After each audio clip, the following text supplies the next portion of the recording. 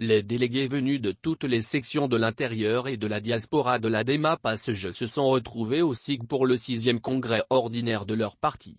Initialement prévu pour 2 jours, du 16 au 17 octobre 2021, les débats se sont finalement prolongés jusqu'au soir du lundi 18 octobre 2021.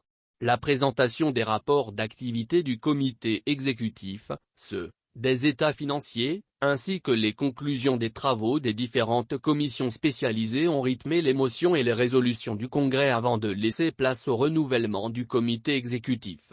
Au terme du Congrès, les délégués ont choisi Marie Mancia Diarra, président de la DEMA-PASJ pour les 5 prochaines années. Parmi les membres du comité exécutif remembré, figure le natif de Philamanac, l'actuel secrétaire politique de la section ADEMA-PASJ de Yanfolila et coordinateur de la région stratégique de Sikasso.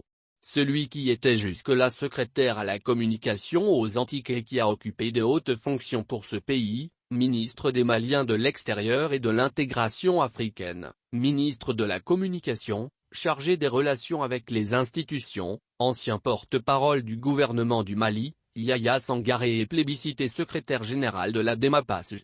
L'élection à ce poste stratégique qui est une reconnaissance pour les efforts politiques du tout nouveau secrétaire général du parti de l'abeille rend fier tout le Wassoulou de l'accomplissement du fils de Philamana qui donne ainsi une nouvelle visibilité au cercle de Yanfolila sur l'échiquier politique national à travers ce grand parti.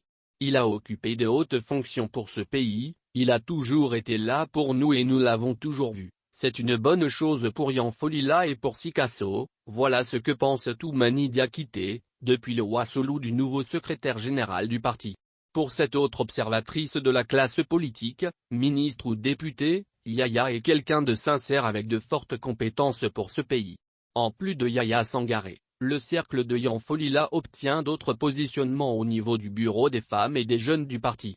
Madame Sangaré Djeneba Diakité a été élue 7e vice-présidente dans le Bureau national des femmes. Karim Diakité a été élu 3e vice-président dans le Bureau national des jeunes. Yacouba Traoré, maire de la commune rurale de Tagandougou, président par intérim de l'Association malienne des municipalités, AM, occupe désormais le poste de secrétaire à l'aménagement du territoire, à la décentralisation et à la réforme de l'État au sein du comité exécutif. Messieurs Ouro Diakité et Ismaïla Batili sont aussi des noms de la section de Yanfolila qui reviennent dans les commissions spécialisées.